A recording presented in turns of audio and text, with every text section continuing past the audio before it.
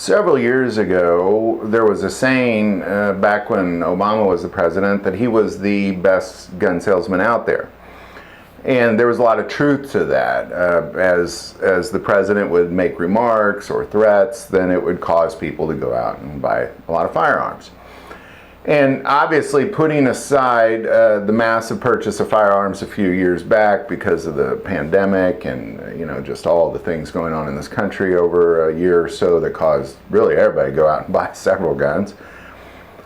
What we're seeing now is kind of a very similar effect, but when you combine those two things together, when you combine the politicals' anti-Second Amendment rhetoric, or politicians' anti-Second Amendment rhetoric, causing people to go out and buy, as well as just events in the country and in the world that then cause people to panic and go out and buy.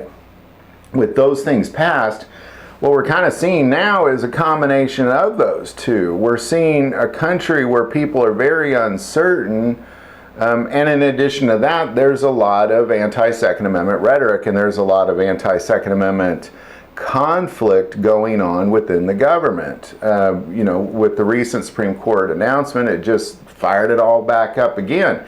Now, what I'll say about this is that these government actions have actually created opportunities for cheap ammo. Now, what is that? Well, here's exactly what it is.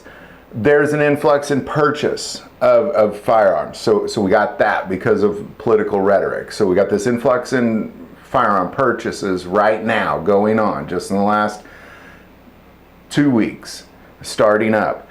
Walked into Blue Steel Guns the other day. Typically summer gun stores are slow. That place was packed. It was very busy. It felt like fall, a normal fall season when the gun stores typically are packed. But it was summer. And it was packed, very rare. And these people weren't hunters. Everybody was going in looking for self-defense weapons, that kind of thing. But also because of the ammo shortage and the panic buying a few years ago, ammo manufacturers are pumping out ammo around the clock, mostly for government ammo.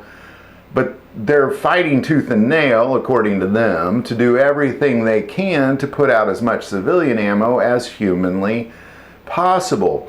So what you have is you kind of have this combination of two fantastic things, really negative events causing positive things to happen.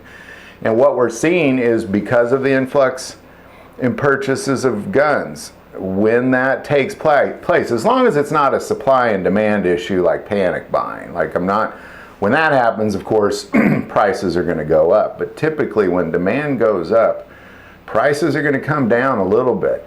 And that's, I believe, what we're going to see. I believe because of the events, because of the arguing among the Second Amendment, because of the actions of the government, I believe that we are going to see ammo prices drop significantly over the next 30 days. By the end of July, I think we're going to have significantly cheaper ammo just because of all the Second Amendment rhetoric going on within our government agencies. So, and in addition to that, anti-Second Amendment states are now putting in actions to try to further prevent people from carrying, because the Supreme Court said they couldn't do this, now they're trying to do that. So, what you're also seeing is you're seeing people in anti-Second Amendment states going out and buying a lot of firearms. So, it's not a panic buying by any means like what we saw a few years ago, but it's definitely a giant swing up in firearm sales just in the last week or so, which I believe, because of those government actions, is causing this, is going to cause the ammo prices to go down in over the next 30 days. That's my prediction. Hope I'm right. Still, either way, love seeing what is taking place with people just going out and taking advantage of their Second Amendment rights. Any insight on that? I'm not an economist. I've just been staring at this for about 5 years straight and reporting on it. So it's just kind of what I see, I believe is going to happen. Put it in the comments below. If you like this video, click like and subscribe. If you feel called to support this channel with the Patreon, that link is also below. But the most important part of this channel is we take prayer requests. So please don't ever hesitate to send that in.